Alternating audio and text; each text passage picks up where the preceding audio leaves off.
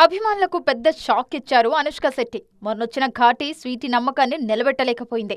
ఇలాంటి సమయంలో ఈమె సోషల్ మీడియాకు దూరమవుతున్నట్లు ప్రకటించారు. నిజమైన ప్రపంచం కోసం స్క్రోలింగ్ వరల్డ్కు దూరమవుతున్నా అంటూ ట్విట్టర్లో ఓ లెటర్ కూడా పోస్ట్ చేశారు అనుష్క. ఈ లేఖ వైరల్ అవుతుంది ఇప్పుడు.